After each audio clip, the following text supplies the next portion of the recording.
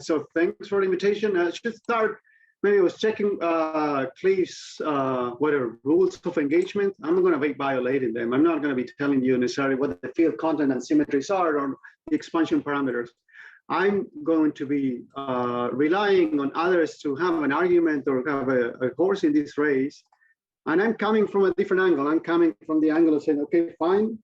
We have these amazing facilities through which we're trying to pick the behavior of gravity in very highly dynamical, strongly gravitating regimes. And we want to understand what to expect from them because of the analysis and detection itself requires that. So of course, there are many arguments, and many of you have worked on and put them in the past for considering perhaps extensions of general relativity. Maybe because you want to somehow resolve the singularity, you want to explain dark matter or dark energy. And as I said, we have exquisite data coming through, especially from gravitational waves, but also say the Event Horizon telescopes, binary pulsars, etc., that is giving us some hints as to what gravity has to say in the regime where, say, velocities are typically half the speed of light by the time the merger takes place, and curvatures are very high, gravitational fields are very high, and the surge typically, if you have been paying attention to what they detect people in the LIGO Virgo Kagra collaboration and also others outside have been doing is to try and dig deeply burying the data signals from these systems. Typically, they are very buried. In other cases, they're sufficiently strong that, well, you might be able to see them. But the surge generically is quite suboptimal if you don't have some guidance as to what to look and what things would should be kind of telling us as far as what the parameters of the source are. Of course, there are efforts to try and come up with phenomenological models that will be, in some sense, all-encompassing, that will let you go and look for all potential deviations that you could think of, but these are suboptimal. And at the end of the day, you still would like to be able to say with some certain confidence what the parameters of the source is, because one of the things you could do with these objects, of course, with these events is do amazing astrophysics and a regime that you haven't been able to access so far. So my goal here would not be to advocate or analyze a particular theory. In some sense, I'm just touching upon all of them and pick kind of common characteristics of many of them to try and explain from our side what our side, and that's those of us trying to understand what the signatures would be in these regimes that we should be looking for, what the challenges are for those of us that are trying to do that, and how that in many respects ends up in tension with the typical arguments that we hear often from people advocating for these theories. So you'll see what I mean when in just a few slides. So the goals here would be to discuss issues that we have to bear in mind when considering any potential extension motivated by EFT or motivated by anything else that you might have, but describes somehow the action as the Einstein-Hiller action with corrections given with by some operators. I illustrate some of these issues, how they do arise and the consequence, and maybe just discuss some options to plow forward and contrast them with suggestions that people have been very successful applying in, say, high energy, which really does not pan out in our corner of the world, and I'll tell you why. Okay, so of course, one could argue, well, why bother going in this direction at this point? After all, every single event that we have seen so far keeps saying general relativity still reigns supreme. Any argument that one can have as to what scales could creep in are arguably much, much higher energy scales of those that even in this very high energetic regime of the collision of two black holes, one is certainly very, very far from those.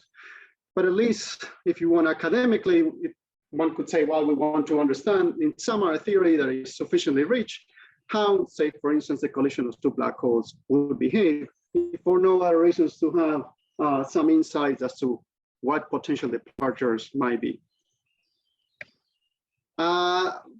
And here, once we kind of buy that in, either because you believe there should be a modification given by dark matter, dark energy, or because you're just embarking on an academic enterprise, the first thing we would like to kind of ask is, what are the theories we should be concentrated on? And there is a non-trivial, even though it seems like it's a play of word, non-trivial differentiation between the theories that one could consider.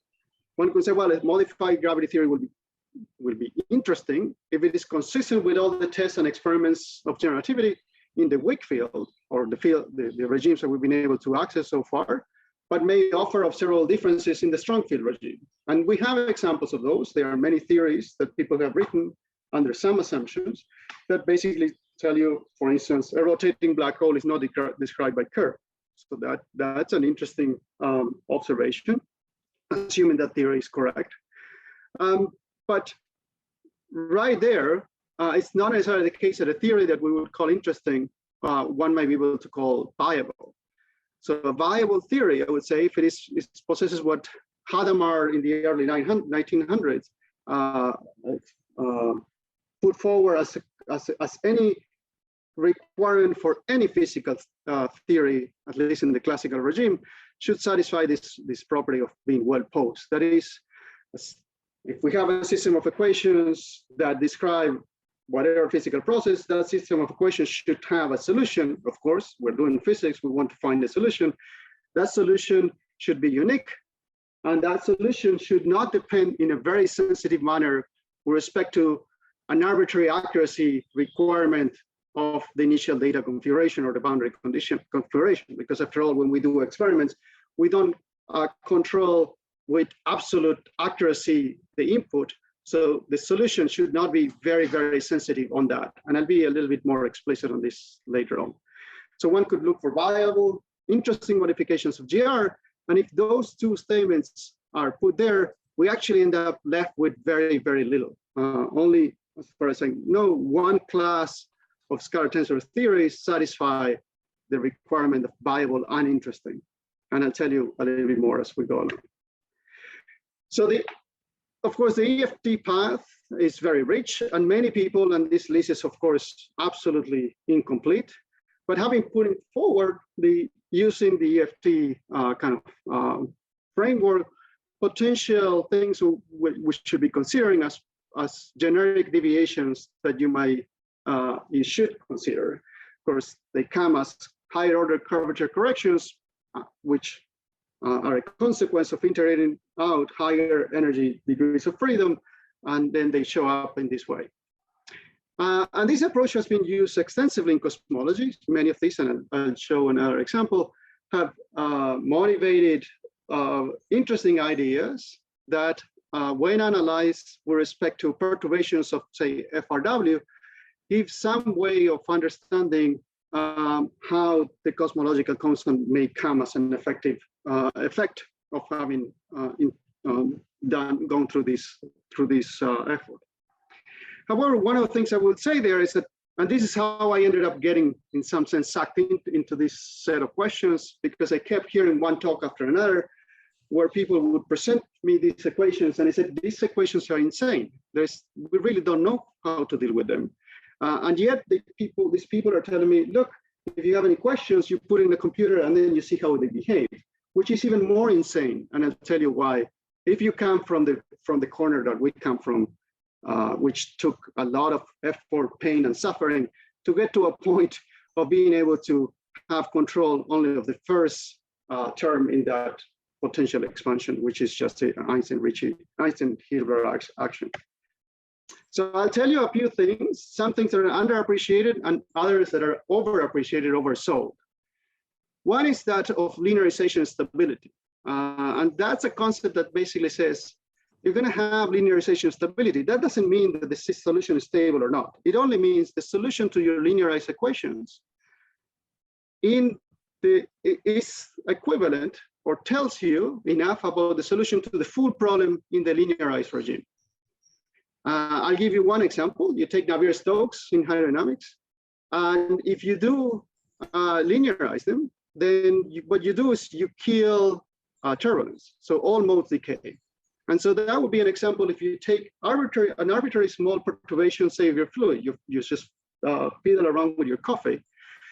If you were to say, were to use a linearized equation, then you would say, well, this coffee can never go turbulent. But we do know that the coffee will go turbulent. Sufficiently long wavelengths will generate these vortices, and they will break and form smaller vortices in the right conditions.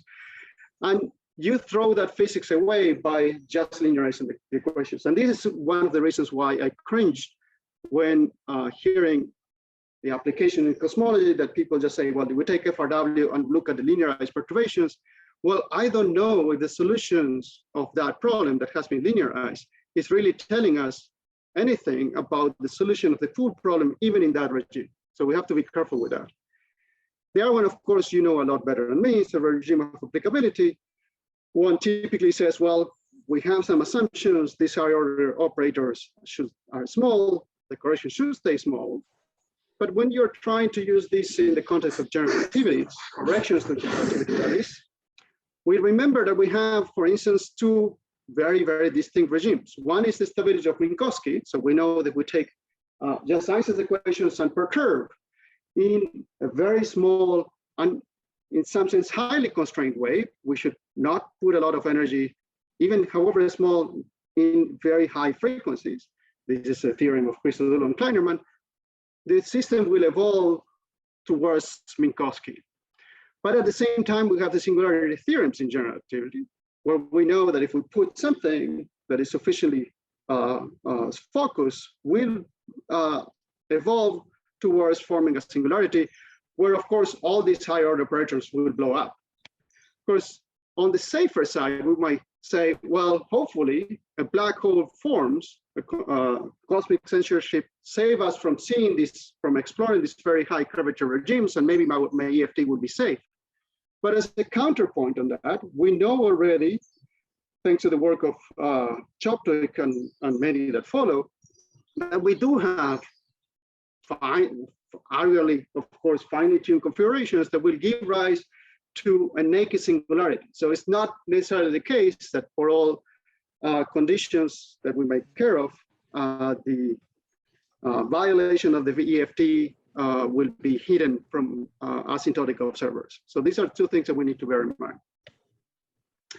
The overappreciated issues, let me say, and again, this is something that you often hear, of course, with good arguments and with good reasons in some communities that bring their knowledge into this enterprise, is the following. Well, as long as you deal with second order equations of motion, you can show that you're not going to have Ostrogradski's ghosts, and we're good. Okay, well, it's good not to have Ostrogradski's ghosts, but it's not really true that we're good. I'll show you a particular example on that. And the last thing that also comes now in this case from the high energy community, that is used to computing the effect of higher of operators that are introduced to explore potential corrections, that to explore the impact of those corrections, one could do a perturbative calculation. That's not necessarily the case that it would be good for us, because in our case, we're not fixing the in states and the out states and just trying to compute how the ACE matrix was impacted when adding this correction. Our job is to think we have an in state, these are the two objects that are coming together. We want to compute the out state, and we're going to have many cycles of these. The perturbation or the operator will act for a very long time. And we want to make sure that the solution at the end of the day is a sensible solution, is a solution to the problem we set out to solve.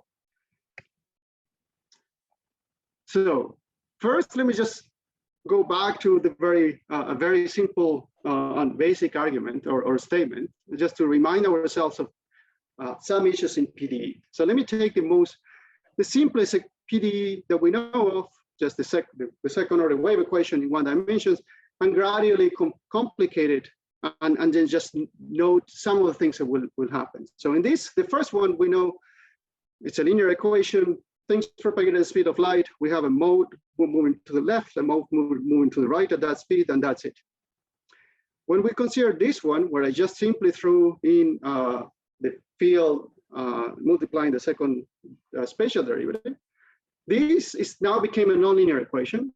It's not too bad, but one of the things it's doing is that now it's telling us that the propagation is no longer, say, the speed of light, is a speed given by the square root of this field u. So this is a nonlinear equation, but it's not too bad. Mathematicians would call this linearly degenerate. Why they chose that name, I have no idea. But it's to say, yeah, it is nonlinear, but really it's not that nonlinear. The next one, I just changed the u and I put a derivative of u, a gradient. We still have a second order equation. We still have something sensible. The problem now is when we have these, we have mathematicians would call this a truly nonlinear equation. This is where you can lead generically to shocks. And so then when shocks happen, so characteristics cross, uniqueness gets lost past it unless further conditions are introduced to pick a unique solution. So already this is a delicate enterprise, especially if one thinks long-term evolution. And now let's go to the next one, where I change this from a first derivative to second derivative. And here mathematicians don't even have a name for this. So here we don't have theories. We are on our own. And I can tell you that generically, this will say that your problem would be pathologically sick for most applications. So suppose now, and this is a theory or a set of theories that is very extensively used in the concept of cosmology. You want to say, well, whatever I'm going to do, just because can I break in with a question, Luis? Yes, just as maybe for the context of the audience too. So, you know, you're setting up, you're kind of setting up the issue of because you had these interesting, and I can't remember your second category, but the second category was things that you could make predictions with, essentially. It was something which is well posed. And the distinction you're making, and you're going to be talking about various effective theories and whether they are well posed in the sense you're interested in, but what people might not catch is that you could have a perfectly well, and so tell me if you agree with this, you could have a perfectly well posed microscopic theory and then integrate out some physics that's heavy to get the effective theory, and have the effective theory appear to be not well posed, right, in the sense that you're talking about. So it's not like, because I'm thinking that the people in the audience could be thinking, well, I'm just never going to talk about those sick theories. I don't do that kind of thing. You know, I'm always talking about reasonable theories, but it sounds like there's an issue of practice, even if you think your microscopic theory was reasonable in the sense that you. Yeah, absolutely. So I'll get to that in a few slides, but that will be the case. So we think that we have a underlying some theory is perfectly fine. Of course, for the case of gravity, we don't have that theory, but even if we had it, now for whatever reason, because we have only been able to compute the first leading correction terms, we truncate it in any order, then we will end up generically having to deal with these issues. So I'll give you some examples, but please let's come back to it if anyone thinks it's not clear at the end or through the talk. But I do have a quick question though. So you mentioned the thing about linearization stability. So in the specific example of, because we're not in the effective field theory thing, you're interested in expanding in powers of ratios of scales. Is there an example, you gave the example of turbulence, but is there an example, a practical example where you see a failure of linearization stability for specifically expansions in scales like that? So if I have some function of two mass scales, a place where I would have been misled in the low energy limit by looking at the linearization in powers of ratios of masses? I don't know, but I mean, with exception, because people, as far as I know, this has not been probed that much, but maybe there are plenty of toy models where that is. But so one example, well, maybe I would give two examples. So the one example is Navier-Stokes. So there you have a small scale, right? So this is the mean free path, and you're doing an expansion over that. and the viscosity comes in as trying to capture some corrections over some assumption that does not include gradients of your field, right? Mm-hmm. So why is not Navier-Stokes already answering that as being as an example? So you're saying that if I linearize things if I think of the viscosity as being the linearization in these hierarchy of scales, that the example you have in mind, what I understood you is when you made that example, I thought the linearization you're talking about there was I take the fields, I linearize in the fields as opposed to linearizing in the scales. Oh, I see what you're saying. Right. So that was linearizing in the field. But I think, okay, I have to take this offline. I think I can use that very same system and show that. Okay. Yeah. And the R1, well, the R1 is your example, but we're going to get there in a bit. Okay, that's good. Thanks. Could I ask just a quick follow-up too before you go on, just because I was staring at that slide a lot. So can you just clarify for the audience as well, you're talking about derivative interactions and derivative behavior of the theory that is irreducible, right? Like usually in effective field theories, we have some freedom to reduce out derivatives in terms of introducing other fields or other field connections with like motion, that sort of thing. But this is fundamentally irreducible higher derivative behavior, right? Yes, and actually I'm going to use that explicit, and I think I saw Adam Salomon, there is a very nice work that they put out a few years ago. We're going to use it very extensively. We're going to try to reduce as much as possible, either by field redefinition or by reduction of order. And we're going to do that, and I have done it implicitly there in some sense, because I never mess around with the time derivatives. So I shove things, what I'm saying is at the end of the day, I think we're going to have to do that, or I don't even know how we're going to start. But when we do that, we're going to end up picking a lot on the spatial side that still gives us problems, and I'll get to that. Thank you. Okay. But just as an example, there is this class of theories known as Hordenski theories.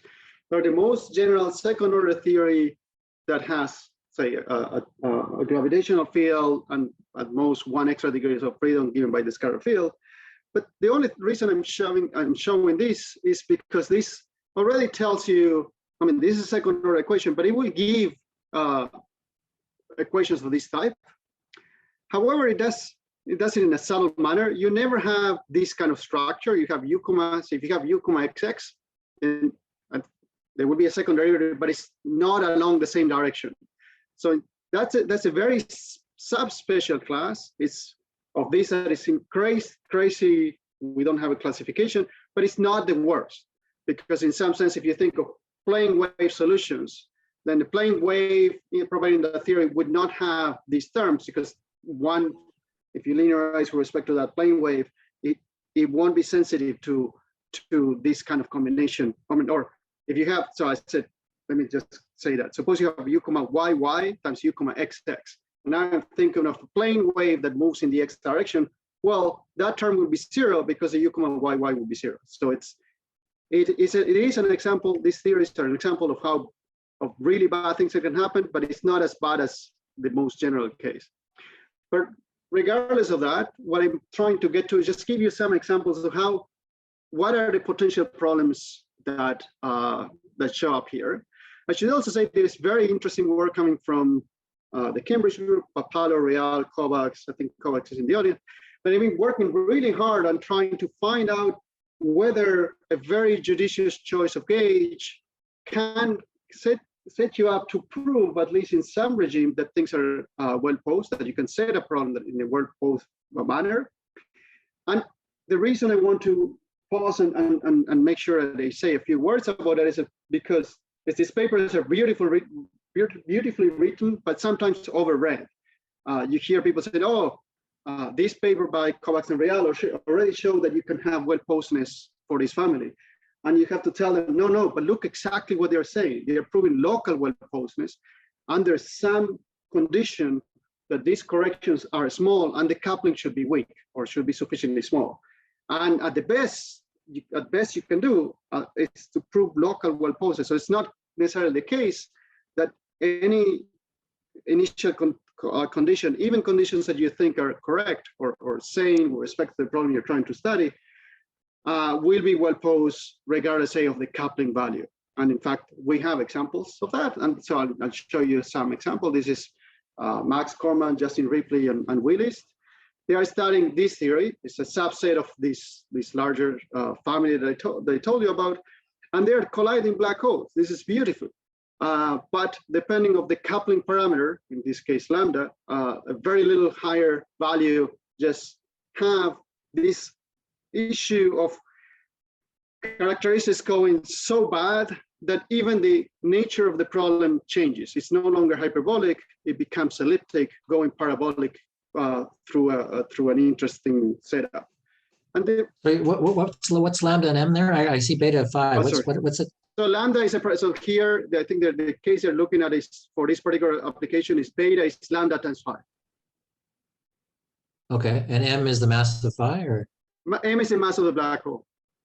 Oh, the mass of black hole. Okay, thank you. Yeah. So let's just take these two equations and I just illustrate this. Suppose you have an equation where this is y is just some coordinate. In this case, it could be your time, let's say.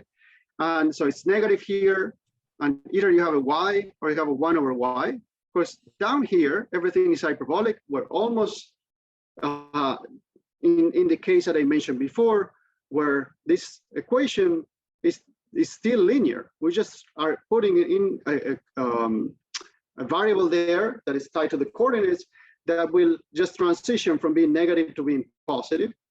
And in the meantime, well, either one will go to 0 or will diverge. And then you have a regime here that is elliptic and a regime here that is hyperbolic. So one can say, well, wait a minute, we're physicists, we usually are bullies when it comes down to trying to do computation. If I go from hyperbolic to elliptic, well, maybe I can do this problem and here somehow complete it in an elliptic way, put some sort of boundary conditions, and then we could be fine. No, the answer is unfortunately not. And in a very, very strange way. So mathematicians have actually studied, for instance, in this case, what it will take to have this problem under control, be well posed, etc. And it's just bizarre.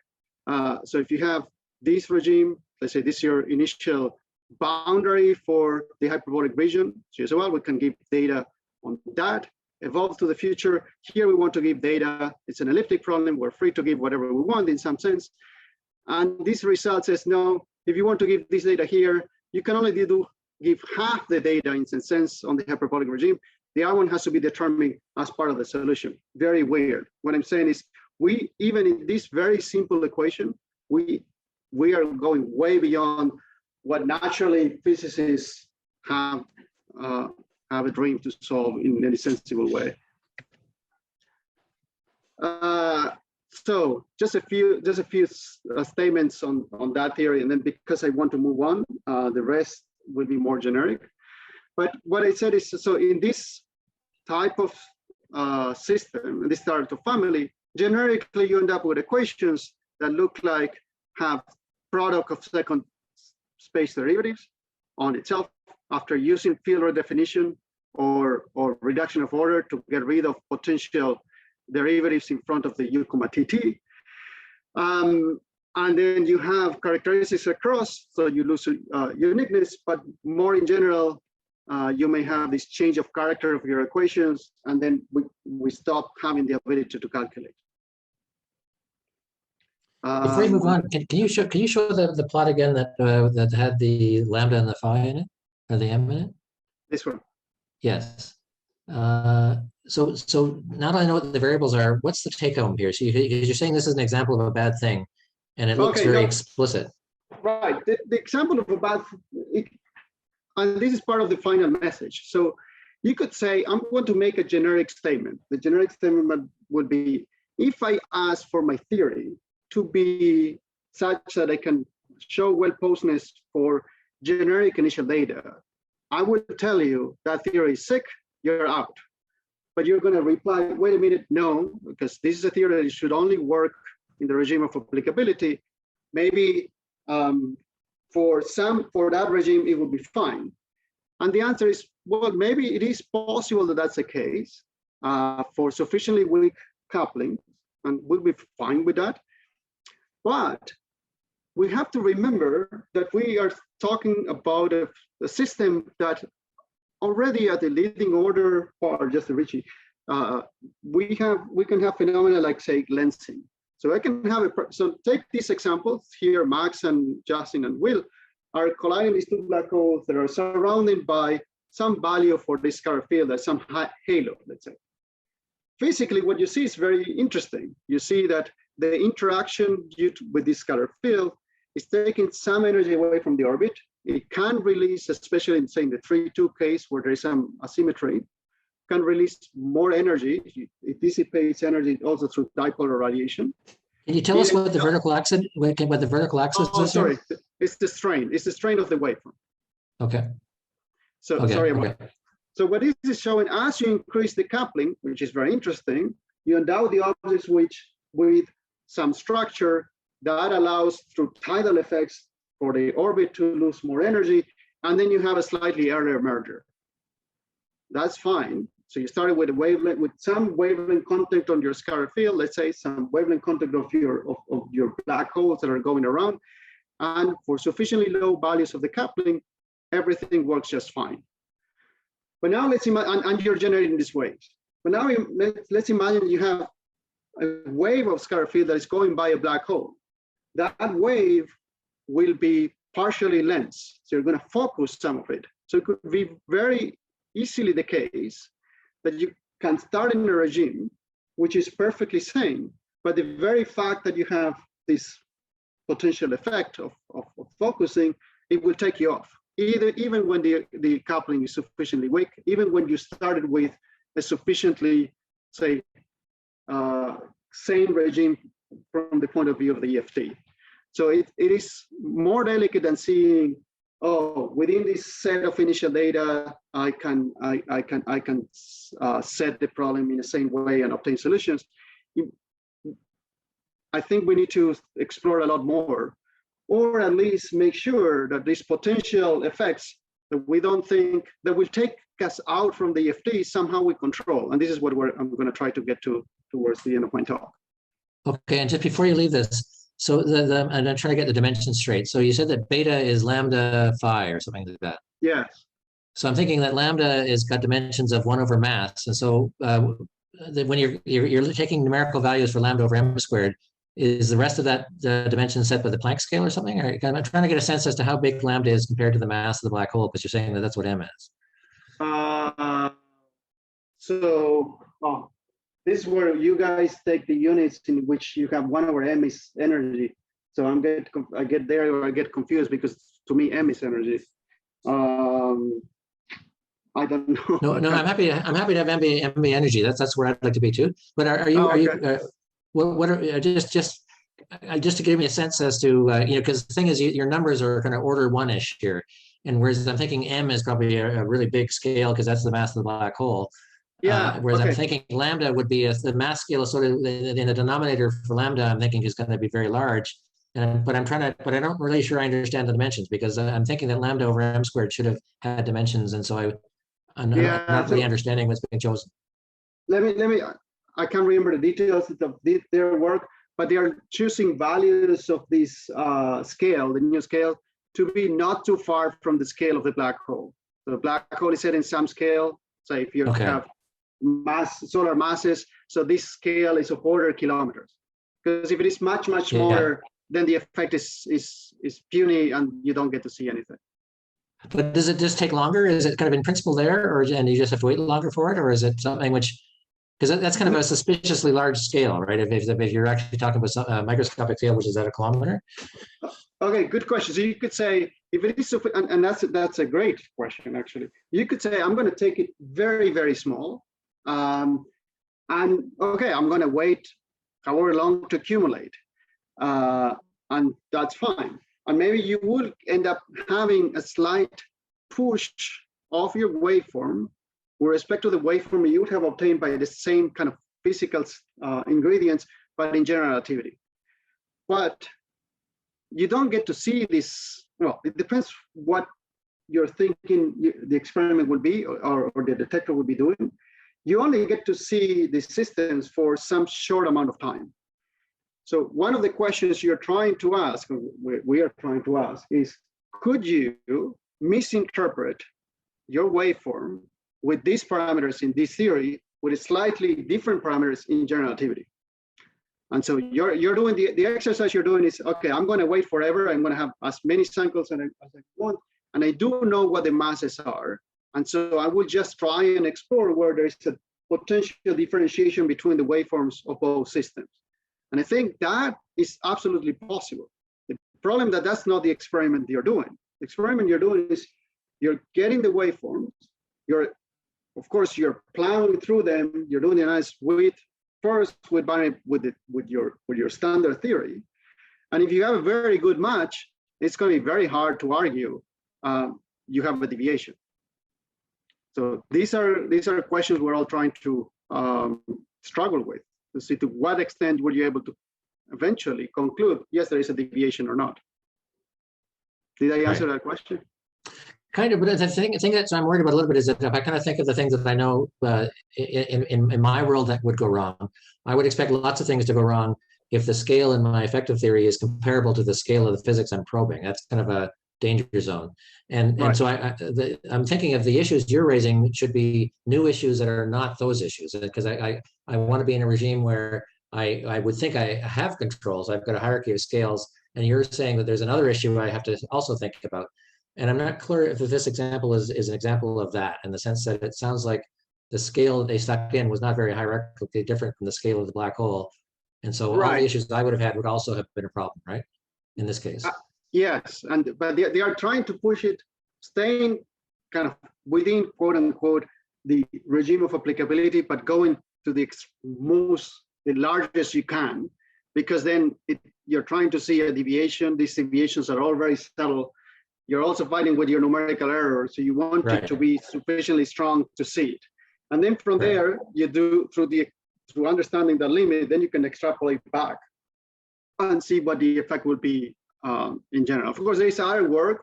There is also very beautiful work that people are doing on the kind of Worldline EFT world and things of the sort, where they are computing these as the effects, or you could compute the effects of this deviation as suitable corrections on that Worldline, and then capturing those through kind of post-Newtonian corrections to your equations of motion with respect to general relativity. And in some cases, so for instance, these we introduce small tidal effects on the otherwise black holes, and then you can try and analyze for however long a system you may be able to follow on, say, on physical grounds in the detector, what would be the accumulated phase change in the binary merger. Will be very, very tiny effects, but well, in the long run, you may hope to see something. Okay, thanks. Yeah, I don't want to. Good, thanks. Okay. So, yeah, let me jump in the spirit of the virtue of time. I'll talk a few more, and then going back to Michael's question. So now, suppose you go beyond second order. You started saying, no, I want to start seriously consider this higher order correction. So you have an R square, R cube, or powers of curvature, or higher powers of curvature, higher order corrections modulated by curvature tensors. So the first thing will be, okay, the equations of motions will now have time derivatives that are of higher order. What do we do with that? Well, then you can use field definitions or reduction of order strategies to get rid and have as clean as possible at most second time derivatives. That in turn will introduce higher order derivatives in in the spatial part. So I can use higher order equation, higher order reduction of order field definition to get rid of these, but I still have things like this. And these are the ones that you can prove in just one line that will violate generically the conditions for well-posedness. Unless somehow you say, I will ensure that my system always leaves at most to this, or most in my solutions are bounded by this particular cutoff frequency. This is something you could do. And if the system were linear, that would not be too difficult of a task. But of course, we're dealing with a very nonlinear system.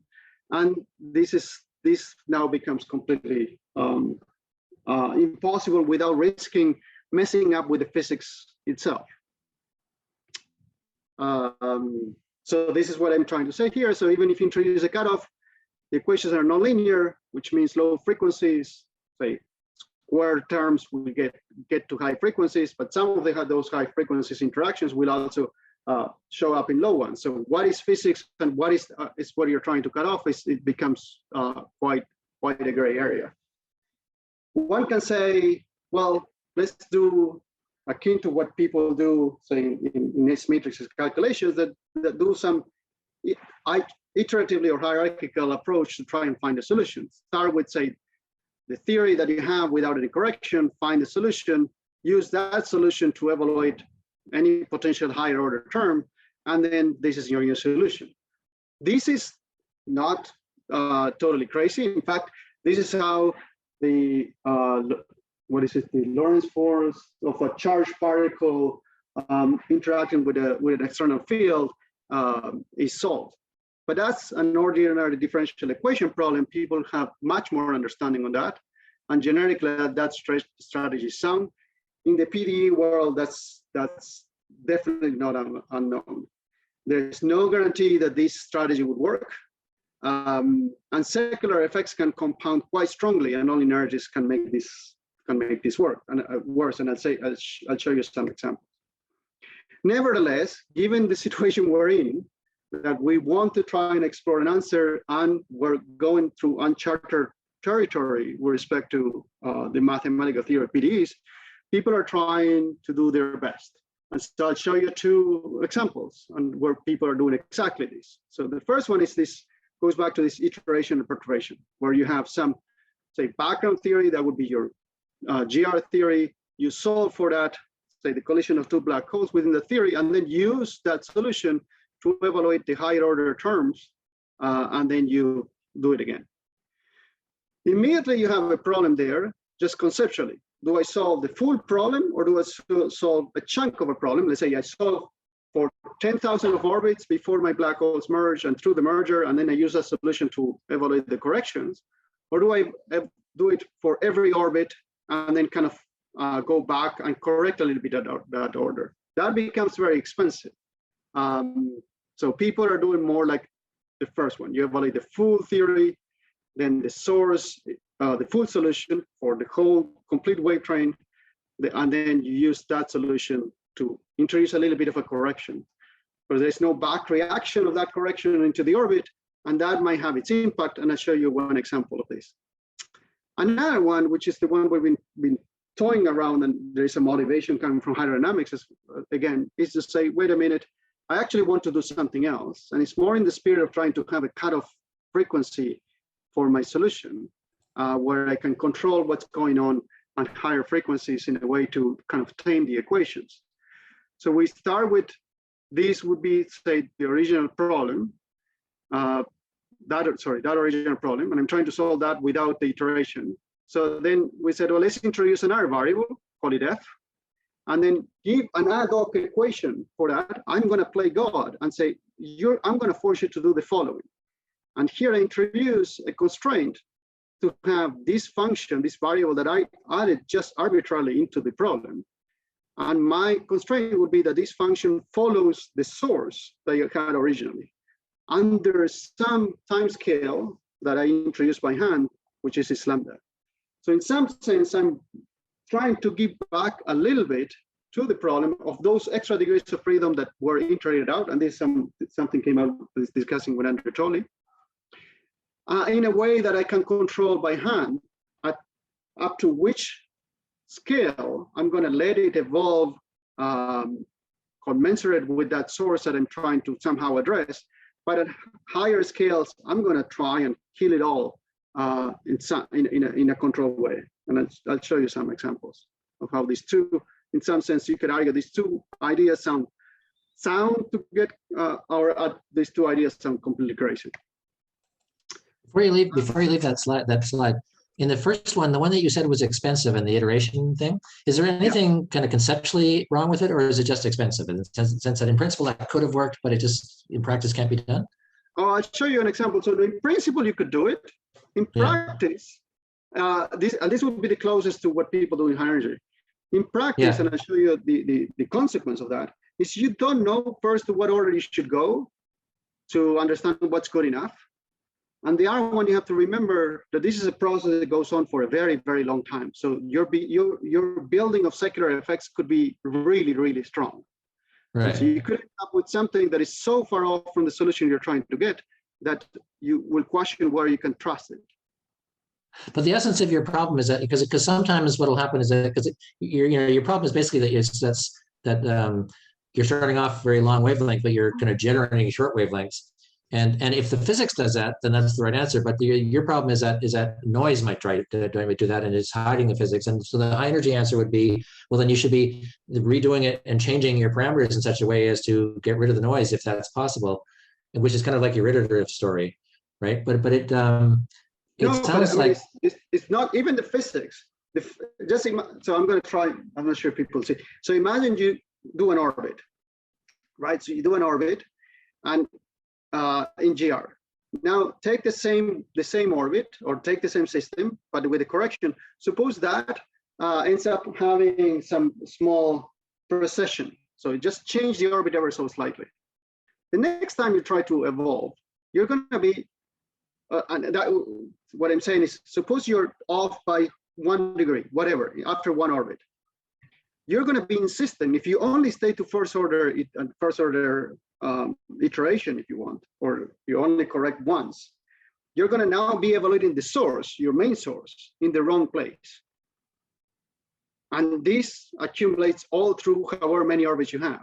So even though the change could be very small at any given instance, you just keep doing it wrong and wrong and wrong, and the accumulation of that can be completely wrong. But it could also be right? It might be that there's a physical effect that's secular, and actually the answer is big.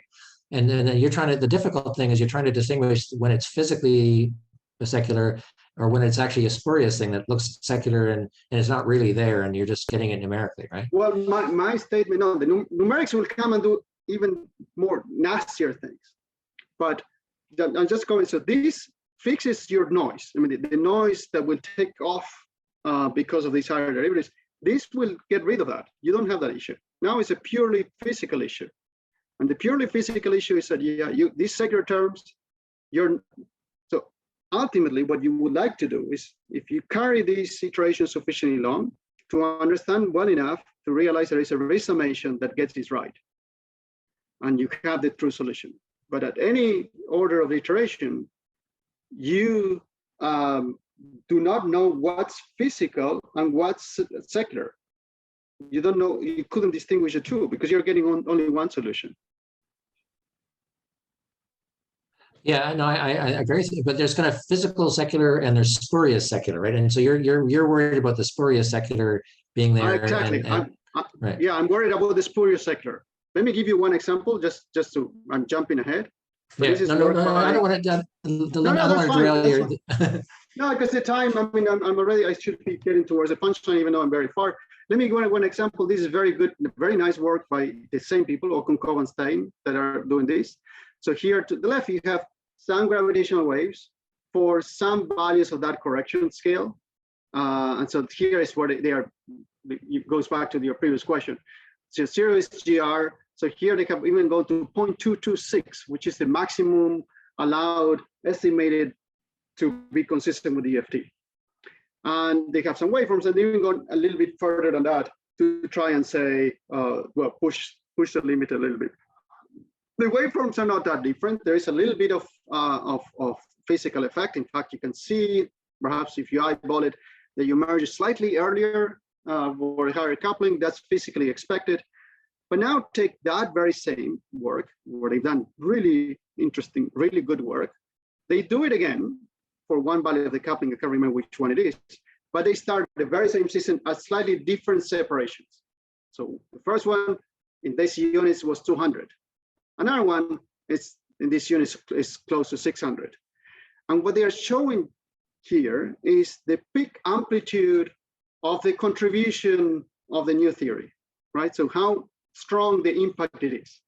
And this would be kind of that. If you take the red versus the blue, that's the little offset, the little increase that this thing is giving you. And you can see it's growing quadratically.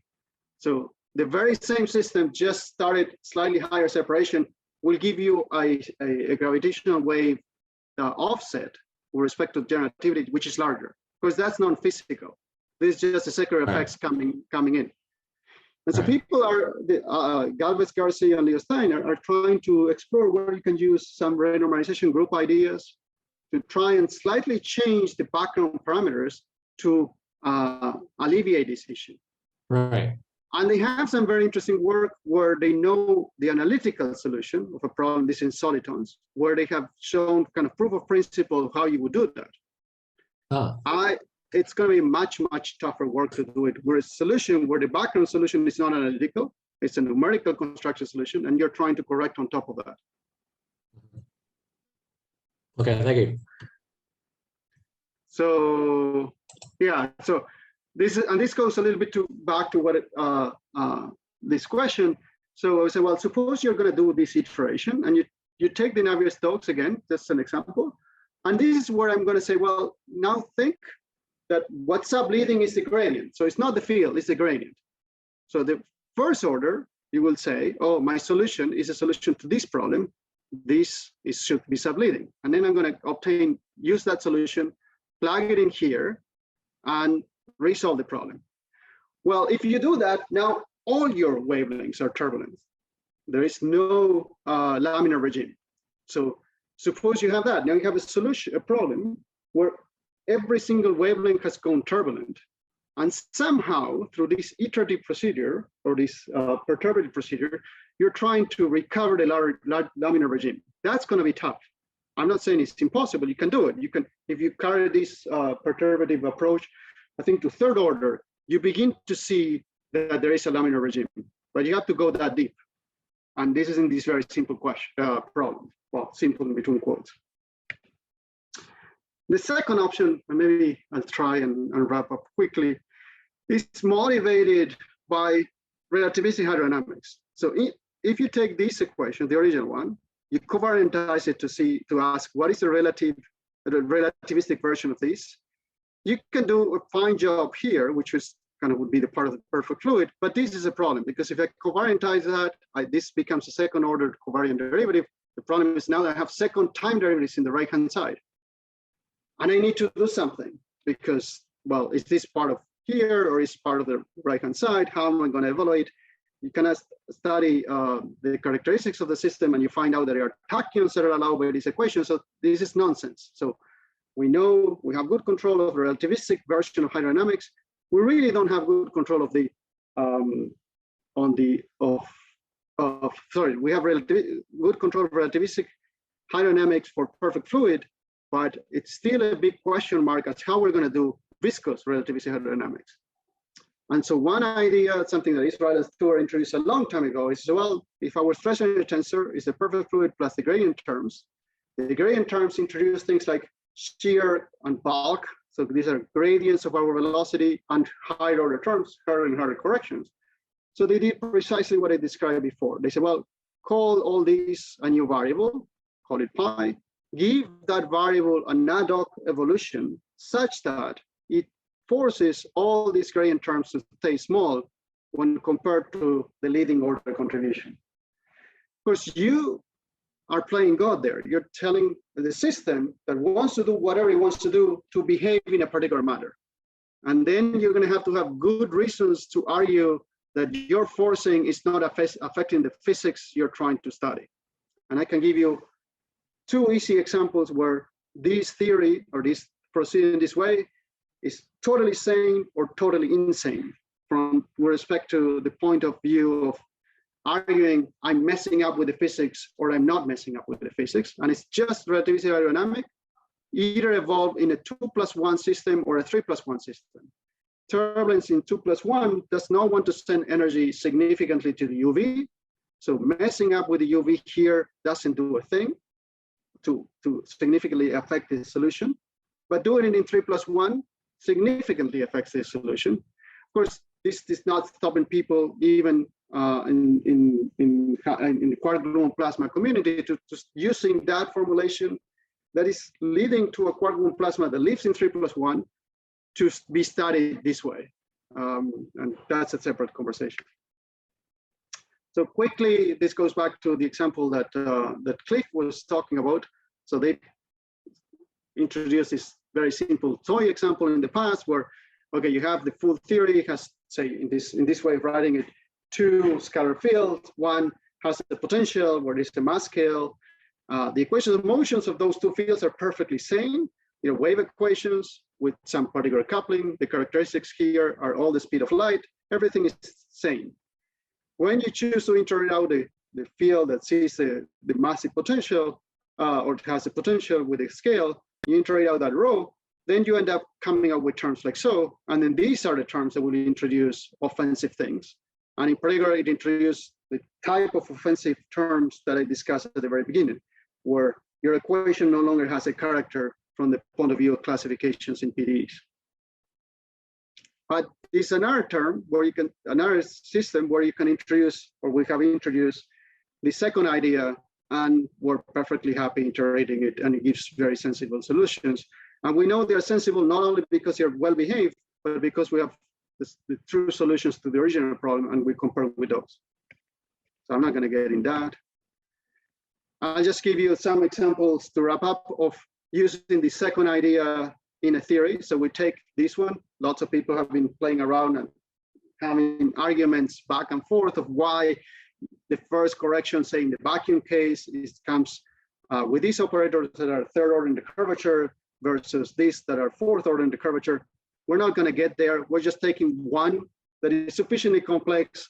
We're trying to see if our idea or this idea we're pushing will make sense. So just for the sake of the argument, we pick only this, which is very complicated because it has the Riemann to the fourth power.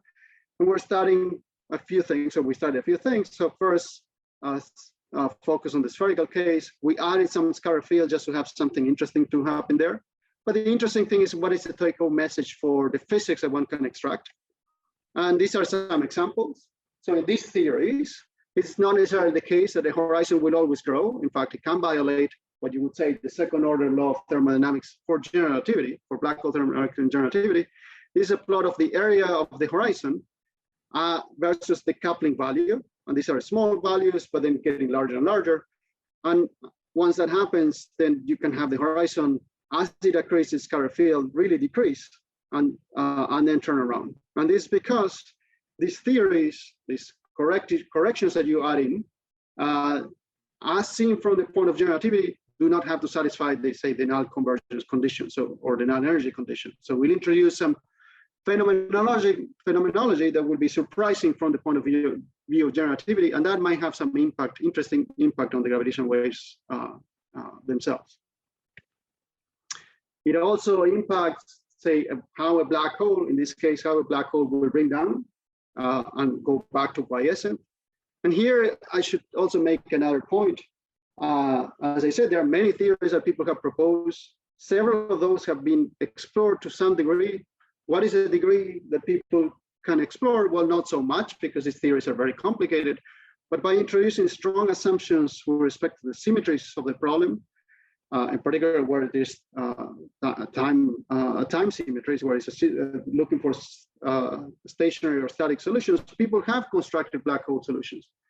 But those black hole solutions in these theories are not even clear at the beginning, for most of them already, where they are stable or not. So we don't know if, for all intents and purposes, many of those solutions that people describe and play with, saying these are black holes in the theories, might be the equivalent of the solution in Newtonian mechanics of a pen standing on its tip. For all intents and purposes, we're completely unstable, and we shouldn't even be talking about them. But okay, in these ones, you can at least explore, obtain the spectral perturbations of a black hole and see that to what extent they differ from those in general relativity. And there is a very small, subtle difference that eventually could be searched for in sufficiently high and sufficiently sensitive detectors. This is an example. This is a work together with Thiago Franca and Pau Figueras and Ramiro Cayuso, where again, we're taking exactly the same theory, but we're colliding black holes. These are head-on collisions of black holes. And these are binary mergers of black holes that are going around each other. And what we're studying here is the dependence of this ad hoc parameter that one introduces to control this higher order scale. And you can see it has an impact. Not on one hand, it controls all the nasty problems that these theories have, but also impacts the physics. So you need to make sure that as you change this ad hoc parameter, the solution is converging to something, and this seems to be the case. But of course, this is a variation. As higher values are considered, which are ongoing, one is beginning to converge into this solution, which is for these values sufficiently far from that of general relativity, very close to the merger. So what is going on, and with this, I'm almost concluding, with respect to the general. So going back to a little bit to what I said at the very beginning, when I used to see people presenting these theories and the system of equations and saying, oh, you can put it in the computer and then we'll see how it behaves. And I said that was completely insane, because one could argue from very generic grounds that all these theories are sick. Of course, then I was failing to appreciate that, no, you should frame your criticism within the regime of applicability of the EFT. For that, one needs to be able, especially in the very nonlinear regime, to have a tool to explore where the solution, the system is sufficiently sane. There is so much one can do analytically, and very good work is going on there.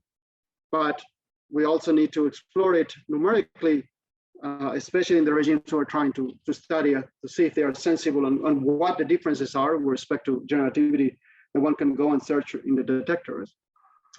And then the problem, this goes back to what Cliff was asking. If you do that, you try and do this numerically, you find yourself that you're typically feeding, however small, but you're feeding a little bit of energy in the high frequency regime, which is outside the EFT, and that might just blow up. And so one is, in some sense, has the wrong tool for the task. And people are exploring, and I mentioned too, ideas of how to go about doing so. So at the end, what I picture is that we may end up, or if in the best case scenario, we may end up finding that these theories have some regime within the EFT where one can study problems here, and it will give a rise to a nice solution. And these methods, what they're trying to do, in addition to try and get that solution, is ensure that the numerics is not feeding in a little bit of information at high frequencies or outside the regime of applicability, or outside the regime where this data will give rise to a nice solution. And this is what we're trying to explore. We're just beginning. Frankly, it would be so much that one could do. There are too many theories, too many options, but the idea or the hope is to get some sufficiently robust conclusions that one can then turn, perhaps phenomenologically, into information for gravitational wave searches. I'll just close here with one general statement that applies to both ideas. Is, do we have the right to do whatever it takes to tame these equations? And I would argue most definitely not in general, because one way or another, one is modifying the equations. But one can check where a solution is sensible, either by iterating sufficiently or going deep enough in the perturbative corrections of these, if you want, iterative waves of computing the solution, or by testing how sensitive a given solution is on this extra parameter that one has introduced. But implicitly, any reduction, any way we do, assumes that these higher order modes, or these higher order contributions for the true solution will stay small. Do we have any right to believe that this will be the case? Well, for once, whatever theory of gravity nature has given us, we already know that that should be the case, at least in a number of systems. And we have had a few events where the signal was loud enough to see it, not to have to dig it up with some particular templates. And what we see is that somehow don't seem to be a lot of energy flowing to higher order modes or to the UV. And if you believe, and I think I have arguments to say one should believe at least quite a bit of the messages from the fluid gravity correspondence that links gravity in 3+1 to fluid dynamics in 2+1 dimensions. And I already mentioned that fluid in 2+1 dimensions doesn't want to send sufficient energy, a lot of energy into UV. So that already may be a kind of a left field indication that for the collision of binary black holes, perhaps not enough energy is flowing, not a lot of energy will be generically flowing into the UV.